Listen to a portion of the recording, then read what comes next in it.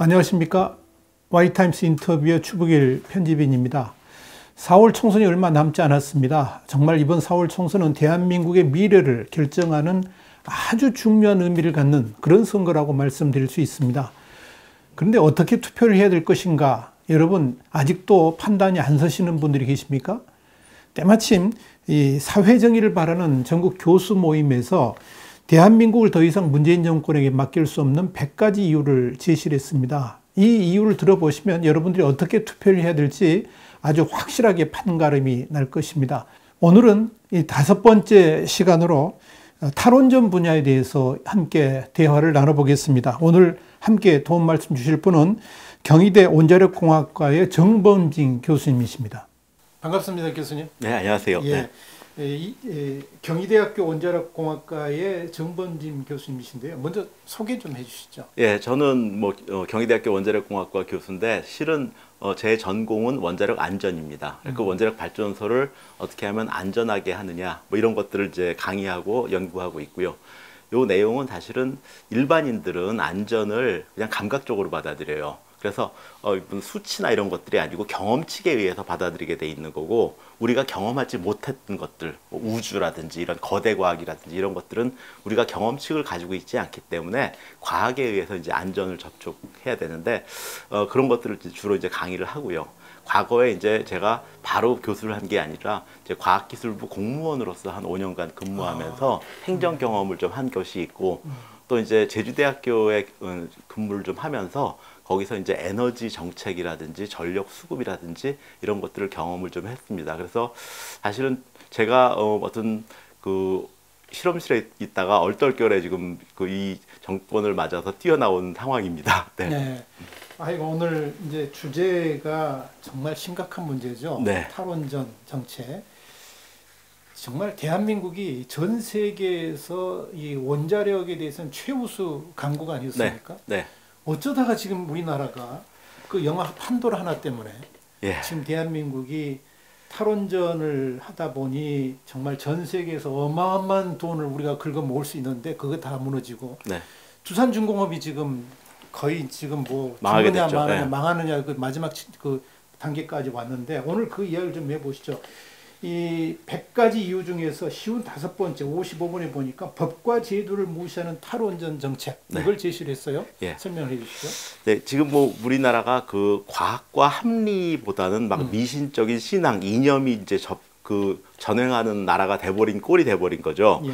근데 이제 보시면 대통령께서 취임하자마자 41일 만에 고리 1호기 영구 정지식에서 탈원전을 선언을 합니다. 예. 그런데 문제는 2017년 더불어민주당의 대선 공약집에서 보면은 에너지 정책을 재검토하겠다고 돼 있지, 예. 바로 이행하겠다고 돼 있지 않습니다. 예. 그런데 이제 바로 이행을 해버린 건데, 예. 이게 41일 만이라는 얘기는 뭐냐 하면 공약이 정책화되기 위한 행정적인 검토의 기간을 전혀 거치지 않았다는 겁니다. 예. 그래서 이제 바로 발표가 된 것들이고, 이 이후에 이제 신고리 5, 6호기 공론화도 있었고 몇 가지가 있었는데, 사실 신고리 5, 6호기 공론화는 신고리 5, 6호기 2개 호기를 더 짓느냐 마느냐의 정책을 논의하는 장이었는데, 그 결과를 대한민국 원전 전체에 적용을 해가지고 야 이제 탈원전 하자 했다는 건 말이 안 되는 거죠. 그 이후에 무슨 8차 전력 수급 계획이나 그 에너지 기본 계획 이런 것들을 이제 수립을 했는데, 이것도 다 제도를 무시하고 그냥 일방적으로 몰아붙여서 여기까지 오게 된 겁니다. 그래서 사실은 국회도 우회가 된 꼴이고, 법과 제도도 우회가 된 것이고, 전문가 의견도 받아들이지 않은 것이고, 이미 지난 3년간 탈원전에 대한 부작용이 다 나왔는데도 다 무시하고 진행하고 있다고 보시면 되겠습니다. 그야말로 직권남용이네요, 이건요. 그렇습니다. 대통령의 예, 직권남용이고, 그리고 뭐 이 나중에 정말 정권이 바뀌면 이 탈원전 정책에, 그러니까 법과 제도를 무시하고 이 탈원전을 집행한 모든 사람에 대해서 수사를 좀 해야 될 필요가 있습니다. 물론입니다. 이건 분명히 잘못한 것들이 다 있고요. 예. 저희들이 다 증거를 수집해 놓고 있기 때문에 언젠가는 바로잡아줘야 된다고 생각하고 있습니다. 아니, 심지어는 감사원에서 감사를 해놓고도 지금 발표를 안 하고 있죠. 월성 1호기 조기 폐쇄에 대해서. 전부 예. 월성 1호기 조기 폐쇄하는 것도 보니까 전부 지금 데이터도 잘못 인용하고, 잘못 인용한 게 아니라 의도적으로 왜곡해서 인용해가지고 지금 그랬다는 거 아닙니까? 예. 그리고 뭐 그 한수원하고 네. 그 용역회사하고 이제 협의한 내용들도 다 밝혀지고 있고요. 그리고 이제 거기서 사용된 수치들도 어떤 시장에서 사용되는 단가랑은 비교도 안 되는 단가, 또 이용률도 굉장히 낮게 잡고, 판매하는 전기 가격도 굉장히 낮게 잡아가지고 이제 그 타당성이 없는 것처럼 꾸민 보고서라는 것들이 다 밝혀지고 있죠. 예. 대한민국이 통계를 왜곡하는 나라, 이 문재인 정부 들어서 그런 이제 이 딱지가 하나 붙었는데 네. 통계만 왜곡을 하는 게 아니고 숫자를 아예 조작을 하는. 그렇습니다. 이게 네. 어떻게 나라라고 이야기할 수 있을까요? 답답합니다. 네. 자, 56번 보니까 원전 위험성을 과장 왜곡해서 대한민국의 미래를 파괴했다 네. 했어요. 지금 그 대통령의 에너지 정책은 안전한 나라를 만들겠다는 거죠. 예. 그죠? 근데 이제 그 안전한 거라는 것들에 대해서 사람들이 어떻게 인식하느냐의 문제인데, 예. 전 세계적으로 이제 원자력 발전소가 한 500기 가까이 있습니다. 예. 그 중에 이제 우리가 알고 있는 세 가지 큰 사고가 있었죠. 체르노빌. TMI, 체르노빌, 후쿠시마. 예. 근데 오로지 체르노빌에서만 43명이 돌아가셨어요. 예. 28명이 이제 현장에서 얼마 되지 않아서 돌아가신 분이고, 15명은 이후에 암 걸리셔가지고 10년 이상 이제 되면서 이제 돌아가신 분이니까 43명이에요. 그러니까 500기에 가까운 원전이 가동되면서 이제 43명이 돌아가신 게 모두입니다. 사망자에. 그러면 전부 43명. 전 세계에서. 예. 그러면 이게 안전한 거냐 안 안전한 거냐. 또 대한민국에서 네. 보시면 지금 그 40년간 원전이 가동되면서 원전 사고로 돌아가신 분이 한 분도 안 계세요. 없죠. 이거를 안전하지 않다라고 얘기하면은 어떻게 되느냐. 제가 볼 때는 이거는 그 이념적이고 관념적인 안전 개념을 가지고 계신 거지, 현실적이고 통계적이고 과학적인 안전 개념을 가지고 있는 것이 아닙니다. 이 88대로나 올림픽대로 지나다 보면 도로 표지판에 네. 오늘의 교통사고 사망 숫자 나오잖아요. 네. 거기 어떨 때는 몇 명, 몇십 명 나올 때가 있는데 네. 이 일주일치만 모아도 일주일치가 안 되죠. 일주일치도 안 되는데 네. 그럴 것 같으면 대한민국의 자동차 다 없애야 되는 거 아닙니까? 안전을 생각하면. 그렇죠. 뭐 자동차도 그렇고 대한민국의 어떤 산업도 네. 이렇게 안전했던 산업이 없었거든요. 그래서 이제 공포 마케팅의 결과죠. 네. 결국은 한 사람 때문에 그런 거예요. 그렇습니다. 네. 자, 57번 보니까 후쿠시마의 과다 피폭 사망자는 없었다. 이거 무슨 이야기입니까? 고리 1호기 연구 정지식에 이제 대통령이 오셔서 탈원전을 선언을 했어요. 예. 근데 그 고리 1호기 연구 정지식은 고리 1호기가 40년 동안 안전하게 운전을 하고 퇴역하는 날이기 때문에 예. 사실은 원자력 하는 분들한테는 잔칫날이었습니다. 예. 그날 와서 이제 탈원전 선언을 하시면서 후쿠시마 원전에서 1,368명이 돌아가셨다. 사고로. 가짜 뉴스죠. 네. 그 이후에 이제 며칠 후에 일본 정부에서 항의 나왔습니다. 예, 이런 거 없다고.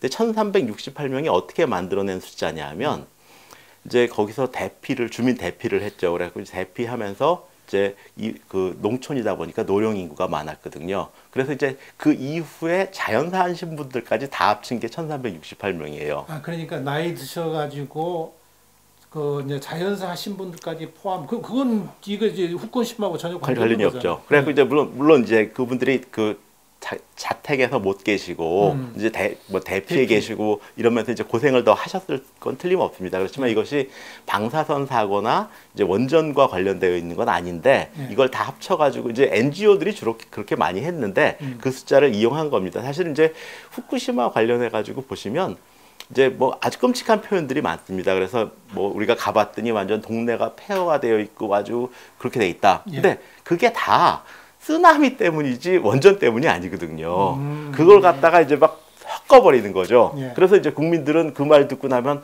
마치 사실 후쿠시마 원전은 쓰나미의 피해자죠. 피해자. 가해자가 아닌데, 그러니까 사실은 이제 그 피해자 가해자를 뒤바꿔 놓는 것들이 많습니다. 사실 2014년도에 그 한수원의 납품 비리 사건도 따지고 보면은 한수원이 납품을 한 게 아니라 납품을 당한 거죠.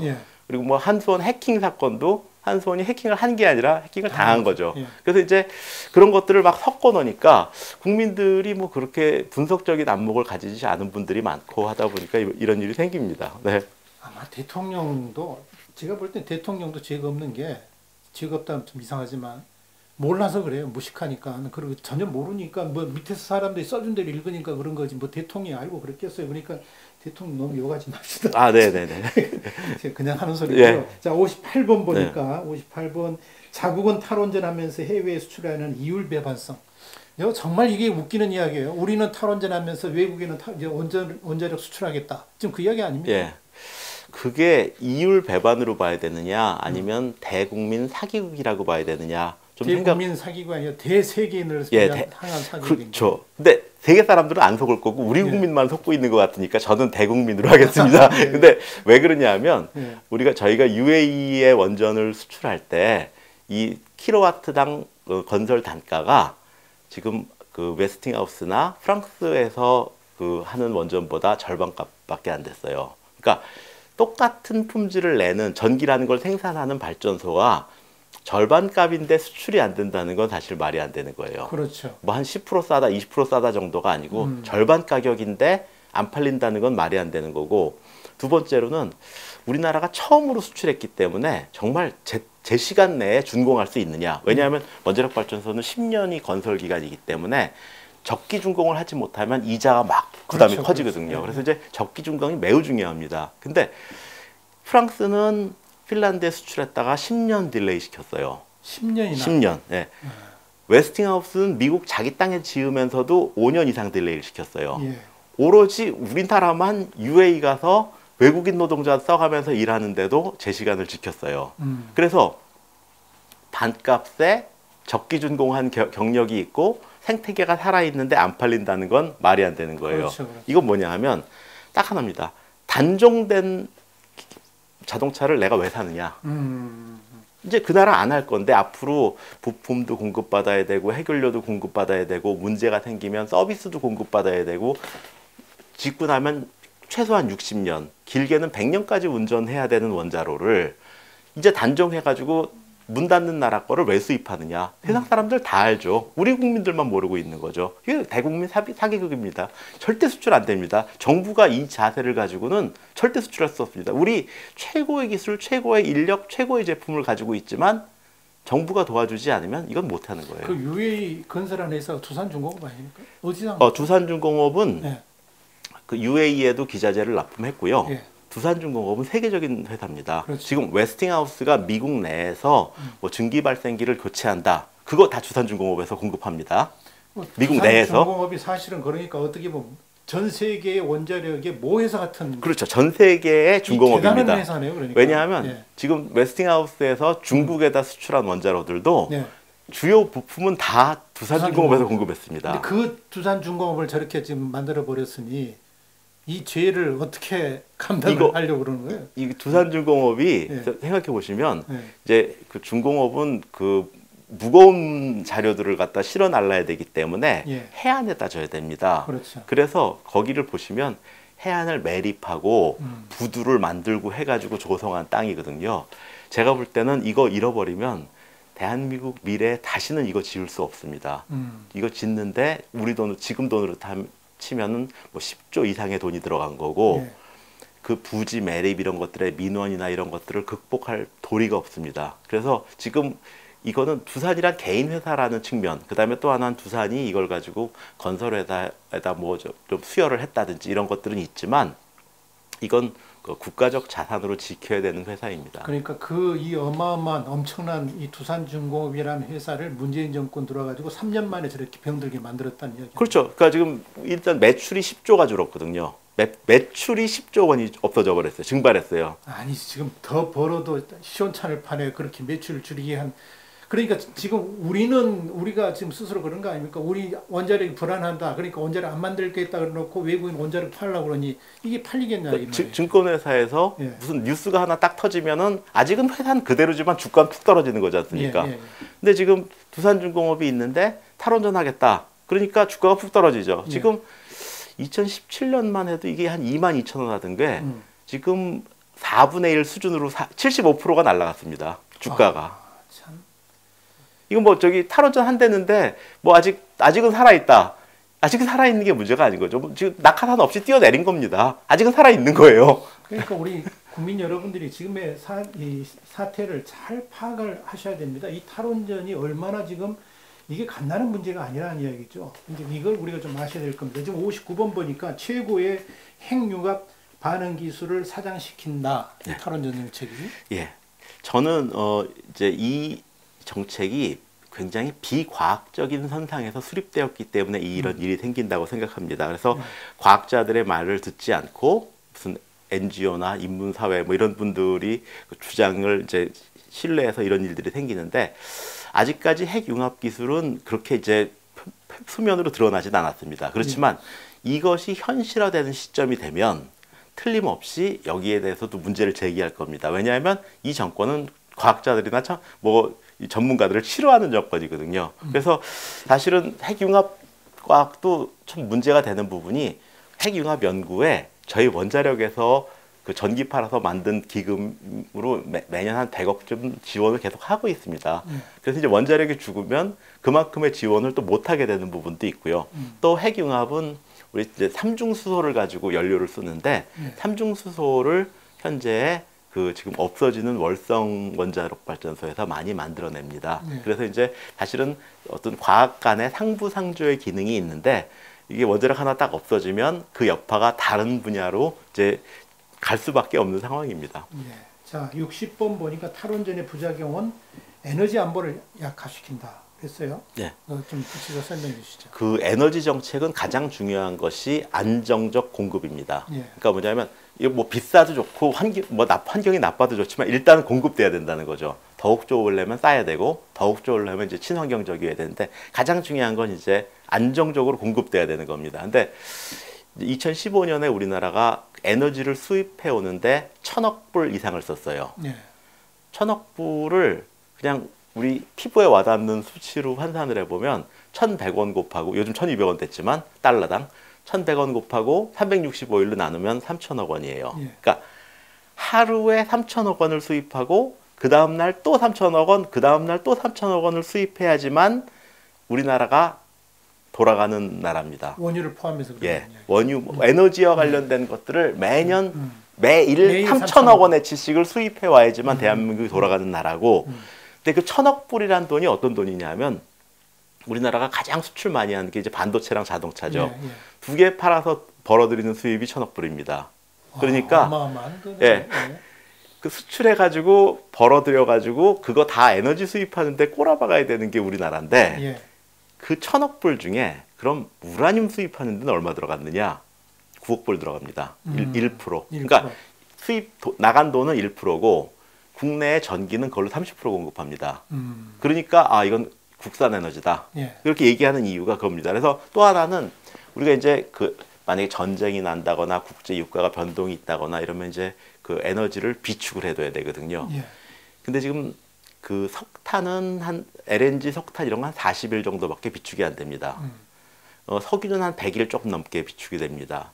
근데 원자력 발전소 해결료는 거의 한 3년치를 비축해 놓고 있습니다. 그래서 만약에 무슨 전쟁이 났다든지 무슨 일이 생기면 우리는 수입하지 않고도 원자력 발전소로 계속 가동을 할 수가 있어요. 예. 36개월 이상을. 그게 이제 안보거든요. 안보. 그러니까 가장 중요한 거는 안보입니다. 특히 조그만 나라에서는 그렇죠. 안정적 공급하는 게 가장 중요한데 실은 지금 이거를 원자력을 안 하고 매달 수입해 와야 되는 자원에 의존한다는 거는 누군가한테 목을 내준 겁니다. 예, 예. 심지어는 요즘 뭐 중국하고 일본하고 전력망을 연결하겠다고 슈퍼그리드라는 말을 합니다. 탈원전을 하면서. 예. 기가 막힌 겁니다. 중국하고 일본이 우리한테 그렇게 친근한 이웃이었나요? 여차하면은 문 닫고, 여차하면 차단하고, 뭐 우리 관광객도 차단하고 뭐 이런 나라인데 그런 나라랑 송전망을 연결해서 그 나라에 의존하겠다. 이거는 이 미치지 않고서는 할 수 없는 이야기 아닙니까? 그런 것 같습니다. 그리고 러시아에서 북한을 통해서 전력망을 연결하고 중국에서 오고 일본에서 오겠다. 네. 이게 제정신으로 하는 이야기. 친근한 이웃이 아니거든요. 예. 지금 우리 그 사드 문제 때 관광객 끄는 것도 중국 얘기고 예. 또 일본하고도 최근에 무슨 화이트 리스트 관련해 수출 그것도 뭐 사실 우리가 100% 잘한 것 같지는 않은데 아무튼 뭐 그런 문제들도 계속 생기고 있는데 그런 나라에다가 전력선을 연결해 가지고 우리가 부족할 때는 거기서 공급받겠다. 이게 순진한 건지 바본지 멍청한 건지 지금 악한 겁니다. 네. 자, 61번 보니까 전문가를 무시한 탈원전 정책으로 막대한 손실을 초래했다. 지금 이야기했던 내용들이 연장선상에서 말씀드릴 수 있을 것 같은데요. 우선 예. 저는 이제 그 학교에 있다가 얼떨결에 이제 뛰어나왔는데 제가 TV 토론이나 뭐 이런 거 굉장히 많이 나갔습니다. 그래갖고 근데 제가 나가서 신재생 에너지 분야의 교수님들과 대담을 해본 적이 단 한 번도 없습니다. 항상 환경운동 하시는 분이나 이런 분들이 제 대척점에 있는 거예요. 저는 그게 말이 되나요? 이상한 거죠. 예. 왜냐하면 저는 이게 학문적으로 될 일이냐 안 될 일이냐, 예. 뭐 산업적으로 될 일이냐 안 될 일이냐를 따지는데 그러면 그 분야의 전문가가 나오셔서 대응을 해주셔야 될 거 아니에요. 예. 그런데 항상 환경운동연합이나 뭐 이런 분들이 오셔서 대척점에서 말씀을 하시는데 그분들은 모르겠습니다. 국민들이 어떻게 받아들일지 모르겠지만 그분들은 전문가가 아니고 선동가죠. 그렇죠. 근데 그 선동가를 앞세우고 또 그러다 보니까 어떤 언론에서도 항상 저 부를 때 그런 분들을 같이 매칭해서 불러요. 그 사람들이 말을 잘하니까 그런 거 아니에요? 예, 그래서 이게 과연 사실은 나갈 때마다 이건 전문가 무신데 내가 지금 나가야 되는가 이런 생각들을 많이 했습니다. 그런데 다만 제가 국민들한테 말씀을 드려야 될 것 같아서 어쩔 수 없이 나가기는 했는데 예. 사실 매번 이건 옳지 않다라는 생각을 많이 했습니다.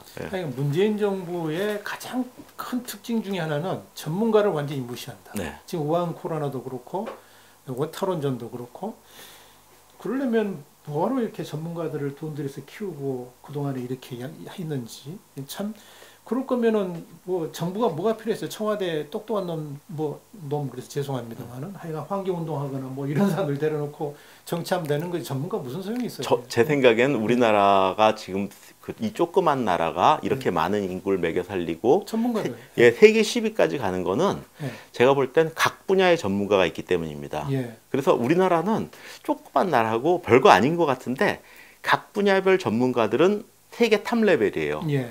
SCI 논문도 그렇고 뭐 의료도 그렇고 모든 분야에서 세계 탑이에요. 다만 정치에서 그걸 잘 묶어주지 못하고 있는 것들이 문제일 뿐이지. 그래서 사실은 정치가 굉장히 곤두박질 쳐도 나라가 유지되는 거는 제가 볼 땐 전문가들의 힘입니다. 그런데 이번 정권에 들어와서 전문가들을 무시하고 NGO 하는 분들이 각계 기관장들을 쫙 차지하고 지금 원자력 쪽도 보니까 뭐 원안위 위원장, 원자력 안전위원장도 뭐 비전문가고 심지어는 예. 이제 저는 그걸 뭐라 그러냐면 모욕 인사라고 생각합니다. 그래서 어떤 기관의 장을 그 분야에서 성실하게 경력을 수립한 사람들을 세우는 것이 아니라 그 분야에서 도태돼 가지고 한 구석에 있었던 엉뚱한 사람을 갖다 앉혀놓으면은 그 분야를 전체 모독하는 거거든요. 그렇죠. 그래서 뭐 그런 인사들이 굉장히 많이 이루어지면서 결과적으로 이 전문가들을 뭐 무릎에 힘 빠지는 일들만 계속 하다 보니까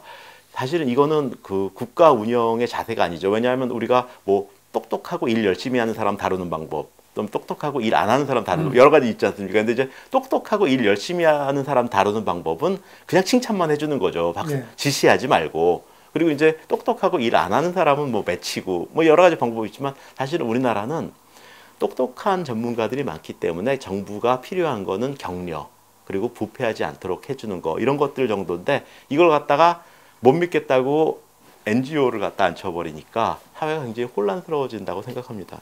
예. 그러다 보니까 나라가 지금 한 번도 경험해 보지 못한 나라로 지금 흘러가고 있습니다. 한 번도 경험해 보지 못한 나라가 어떤 나라인지 지금 여러분들이 목도하고 계시지 않습니까? 네. 자, 62번 보니까 탈원전 정책으로 원전 인프라와 일자리가 파괴됐다. 네. 자, 이것도 심각하죠. 심각하죠. 왜냐하면 그 원자력 발전소를 우리가 맨 처음에 시작하던 1970년대에는요. 우리나라에는 품질 보증이라는 말도 없었어요. 예. 그런데 이제 원자력 발전소를 시작하면서 미국 사람들이 와서 건설을 하고 그러면서 품질 보증도 도입하고 이러면서 이제 저희가 하나씩 배워간 거예요. 그러다 보니까 원자력을 하면서 건설 부문도 원자력 발전소를 지을 수 있을 수준으로 끌고 가고 중공업도 거기까지 끌고 가고 예. 거기에 있는 협력사들도 끌고 가고 그 끌고 갔다는 뜻은 뭐냐면은 지금 창원에 있는 조그만한 중소기업도 미국 기계학회에서 인증하는 스탬프를 받고 있는 회사들이 많습니다. 그런 회사들이 스탬프를 받아야지만 두산중공업에 납품할 수 있고 받아야지만 두산중공업은 규제를 통과해서 인허가를 받을 수 있다 보니까 그래서 원자력 분야는 원자력 단독으로 가는 게 아니고 원자력 분야는 원자력 종사자들, 원자력 전공자 10%밖에 안 됩니다. 나머지 90%는 다른 분야를 동반 상승시켜주는 역할을 했고 이 원자력 분야에서는 굉장히 높은 수준의 용접을 필요로 합니다. 그러다 보니까 굉장히 높은 수준의 용접사가 없다 보니까 건설 현장에서 용접 스쿨을 둬서 용접을 시켜요. 배우게 해서. 예. 이분들이 조선으로 진출했던 겁니다. 그래서 원자력 분야가 원자력이 단독으로 큰 게 아니라 다른 분야에 도움도 받았지만 예. 다른 부분과 동반 성장을 쭉 해왔던 분야이기 때문에 이 분야가 생각보다 많은 인프라와 연결되어 있습니다. 한국 산업을 전반적으로 업그레이드하는데 굉장히 큰 역할을 했다고 그렇습니다. 보시네요. 그러다 보니까 사실은 두산중공업이 많은 사람들이 뭐 국내 발전 사업에만 몰입했다라고 하는데 중국 기자재도 두산에서 공급하고 미국에서 교체용 기자재도 두산에서 공급하고 그러니까 그리고 두산에서 공급했다는 뜻은요. 두산이 공급한 게 아니고 두산을 포함한 800여 개의 협력사가 있습니다. 그 800여 개의 협력사들이 다 도와서 두산이 공급하도록 한 겁니다. 그러다 보니까 두산 하나가 무너지는 게 아니라 한 2,000개 회사가 동시에 무너지는 겁니다. 자, 지금 우리나라의 일자리 문제 얼마나 심각합니까? 그래서 뭐 문재인 정부 들어와가지고 뭐 일자리 만든다 그래가지고 일자리 겨우 만드는 게 세금주도 일자리, 노인들 1시간 뭐 30분 뭐 이렇게 하고 뭐 이런 일자리만 만들고 있는 건 정작 지금 그것 때문에 어마어마한 일자리들이 탈원전 때문에 지금 다 사라지고 있다는 이야기 아닙니까? 실은 제가 뭐 경제 분야의 전문가는 아니지만 우리가 이제 그 경기가 나쁠 때마다 정부는 건설 경기를 부양을 했었죠. 예. 건설 경기를 부양한 이유는 거기가 GDP에 차지하는 비중이 한 15% 정도 되고 고용돼 있는 인력이 많다 보니까 건설 투자를 하게 되면 그 다음에 기자재, 토건, 노무자까지 돈이 쭉 흘러가면서 투자한 것보다 몇 배의 효과를 보이기 때문이죠. 그러니까 경기 유발 효과라는 것이 있기 때문에 건설에 투자를 했었던 건데 지금 일자리 창출한다고 투자하는 방식은 다 개인 투자예요. 개인 투자다 보니까 예산이 5배, 10배로 사용될 수 있는 기회가 없이 1배로만 사용되는 거죠. 1배로만. 그러다 보니까 실은 뭐 두산도 최근에 뭐 1조 뭐 꿔준다고 그것도 주는 것도 아니고 꿔준다고 하고 있는데 그게 아니라 신한울 3, 4호기 건설 재개하면요 한수원으로부터 납품 대가 2조 원 받아요. 그리고 그것들이 또 직원들한테 흘러나가고 하면은 몇 배의 효과를 발휘하거든요. 그래서 저는 일자리 창출에 있어서 어떤 직접 지원하는 방식이 예산의 효용도를 10분의 1로 줄여버리는 방식이라고 생각하고 있습니다. 그러니까 산수를 못하는 것 같아요. 곱하기를 못하는 거죠. 산수는 곱하기를 못하는 곱하기를 못하는 겁니다. 네. 더하기도 못하는 거예요. 자, 63번에 보니까 결국 이제 이 탈원전 정책이 환경 문제를 심화시키고 있다. 네. 문재인 대통령의 공약 중에 하나가 미세먼지 없애겠다는 거였는데 미세먼지는 더 심해지고 있고. 중국에다가도 당당하게 주장하겠다고 얘기하셨었죠. 예. 그런데 지금 이 탈원전 정책이 환경 문제가 더 심해지는 요인이 되고 있다는 얘기죠. 예. 지금 사실 환경 문제에서 미세먼지하고 이산화탄소죠. 탈탄소, 이산화탄소를 어떻게 적게낼 거냐 하는 문제죠. 그러면 이제 거기서 나오는 게 태양광하고 풍력입니다. 그런데 이제 국민들이 뭐 지금은 많이 아실 겁니다. 근데 태양광은 밤에 안 나온다. 풍력은 바람이 안 불면 안 나온다. 그렇죠. 그게 하나고 두 번째는 뭐냐 하면 태양광은 이제 태양광 발전하다가 구름이 쓱 지나가면 출력이 왔다 갔다 한다. 바람도 불다 안 불면 왔다 갔다 한다. 이제 그걸 간헐성이라고 부르죠. 근데 이제 보시면 태양광은 이용률이 15%고 풍력은 22%입니다. 제일 좋은 곳이. 그게 뭐냐면 이제 태양광이 1년 365일을 쭉 가동했다 그러면 이론적으로 나올 수 있는 전기가 있고 실제 나온 전기가 15%라는 얘기입니다. 그것에. 그러면 나머지 85%는 누군가 다른 것이 돼야 되는 거잖아요. 그러니까 이렇게 비 올 때, 태양광 출력이 떨어질 때를 대신해서 누군가 다른 것이 공급을 해야 되는데 다른 것이 이산화탄소를 내게 되면 사실 태양광 설치한 효과가 줄어드는 거죠. 말이 안 되는 그렇죠. 그러니까 이제 태양광은 이용률이 15%라는 얘기는 이산화탄소를 배출하던 것을 100 나오던 거를 85 나오게 해주는 역할을 하는 거지 100 나오던 걸 0 나오게 해주는 역할은 아닙니다. 예. 근데 원자력 발전소는 애초에 이산화탄소가 안 나오거든요. 0이죠. 0이죠. 예. 그러니까 지금 원자력 발전소를 없애고 태양광 풍력을 아무리 많이 깔아도 결국은 우리가 뭐 저기 기후 회의에서 얘기한 37점 몇 % 이산화탄소 감축 목표를 달성을 못 하는 겁니다. 그러니까 결과적으로는 발전 부문에서 달성을 못하면 그러면 이제 교통 부문에서 달성을 해줘야 되거든요. 이산화탄소가 발전 부문에서 40%, 그 다음에 교통 부문에서 40%가 또 나옵니다. 나머지에서 이제 20%가 나오는데, 그럼 교통 부문에서 이제 이산화탄소를 배출을 안 하는 방법은 수소 자동차랑 전기 자동차죠. 예.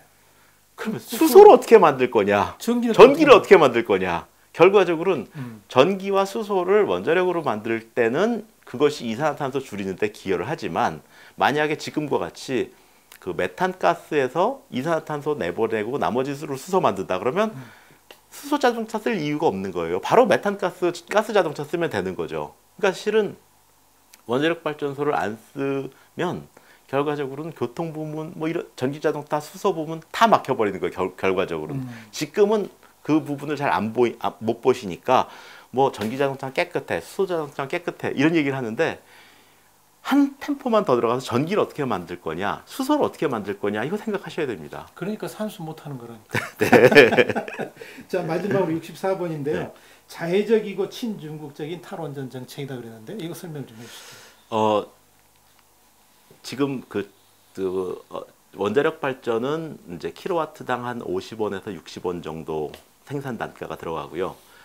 태양광은 한 200원 정도 들어갑니다. 예. 그러면 이제 그 차이가 한 4배 정도, 3배에서 4배 정도 차이가 나는 거죠. 그러면 지금 한전에서는 어떻게 하고 있냐면, 원자력 발전 전기는 60원에 사서 한 110원에 판다고 보시면 됩니다. 그러니까 50원 등난 거죠, 이득이. 근데 재생에너지는 200원에 사서 110원에 파니까 90원씩 손해가 나지 않습니까? 예. 그럼 그 90원이 이제 보조금으로 계속 메꿔줘야 되는 겁니다. 예. 그 보조금이 작년에 2조 5천억 원 들어갔습니다. 보조금으로? 예. 그러니까 지금 우리나라 전체 전기의 1%도 생산되지 않는 재생에너지에 보조금이 2조 5천억 원 들어갔습니다. 왜 이렇게 바보 같은 짓을 해요? 그걸 저한테 물어보시면 안 됩니다. 그래서 그것이 40%가 되면 보조금이 얼마나 들어갈까? 이거 생각해 보셔야 되고요. 뭐 싸진다는데, 뭐가 싸져요? 뭐 재생에너지 값이 싸진다, 기술 개발해서 싸진다 이런 얘기를 하는데, 상식이 싸지면 그때 깔아야지, 싸질 거기 때문에 지금 까는 건 말이 안 되는 거죠. 예. 근데 문제는 뭐냐면, 그렇게 보급 위주로 뭐 20% 공급한다, 40% 공급한다 이렇게 보급 목표를 설정해서 주로 가다 보니까 이제는 중국에서 값싼 수입산 솔라 패널을 수입해 오는데 우리 보조금이 다 들어가 나가는 겁니다. 예. 실은 정부에서 비싼 거를 보조금 주고 할 수도 있어요. 왜냐하면 그렇게 해서 비싼 거를 사줬지만 그 보조금을 통해서 그 산업이 육성돼 가지고 나중에 싸지고 국부 창출에 기여를 할 수 있다 그러면 기꺼이 보조금 줄 수 있는 거예요. 근데 지금처럼 나간 보조금이 중국으로 다 흘러 들어가고 거꾸로 국내 재생에너지 업체들은 망해가고 있거든요. 이거는 보조금 정책에 대한 재검토가 필요한 거죠. 그리고 이 돈이 중국으로 흘러간다는 거는 저희가 3년 전에 신고리 오리코기 공론화 때도 이런 일이 있을 거다. 국내 업체는 망할 거다. 그리고 이 돈은 다 중국으로 갈 것이다. 얘기를 했는데도 중국이 운명 공동체니까 뭐 이렇게 도와주는 거 아니겠어요? 그렇게 하면서 중국이 운명 공동체라는 말씀을 하셨는데, 그렇게 하면서 이문 떨어지는 걸 먹는 사람들이 있죠. 예. 그래서 지금 그 환경운동 하던 분, 예, 뭐 그런 분들이 이제 그 태양광 사업을 주도하고 있죠. 그래서 실은 그 서울시에서 그 태양광 보급하는 것들도 결과적으로는 이제 다 중국 좋은 일을 하는 겁니다. 그리고 뭐 박원순 씨도 뭐 탈원전, 뭐 원전 한기 줄이기 뭐 이런 얘기 버스에다도 강제로 붙이게 해가지고 이제 다니고 있는데 서울시의 사무가 아니에요. 그러니까 원자력 발전이냐 이런 것들은 산업자원부의 사무지 서울시의 업무가 아니에요. 이거는 자기 업무도 아닌 걸 가지고 하고 있는 거기 때문에, 그러니까 뭐 에너지 절약하자 이 정도는 시장으로서 할 수 있는 일이죠. 근데 원자력 발전소 하자 말자 이거는 산업부 장관이 할 일이지 서울시장이 할 일이 아니에요. 자기가 발전소 짓는 사람이 아니니까. 이거는 제가 볼 때는 박원순의 개인적인 정치적 프로파간다를 선전하는데 서울시의 재원을 사용하고 있는 겁니다. 예. 여러분, 이 탈원전 문제 뭐 한두 시간 이야기해가지고 마무리될 일은 아닌 것 같습니다. 그런데 이 탈원전 문제가 지금 한국 경제에 미치는 악영향, 우리 국민 여러분들이 분명히 인식을 하셔야 될 겁니다. 결국 이 탈원전 문제가 전 세계에서 가장 우수한 인력을 가지고 있고 우수한 기술을 가지고 있는 대한민국의 한 산업을 망가뜨리는 그런 결과를 가지고 있다 하는 이야기입니다. 오늘 이제 이 사회정의를 바라는 전국 교수 모임 정교모에서 대한민국을 더 이상 문재인 정권에 맡길 수 없는 100가지 이유를 말씀드렸는데, 그 중에서 오늘은 이제 탈원전 문제를 집중적으로 이야기해 드렸습니다. 오늘 도움 말씀 주신 분은 경희대학교 원자력공학과의 정범진 교수님이었습니다. 감사합니다, 교수님. 고맙습니다. 네.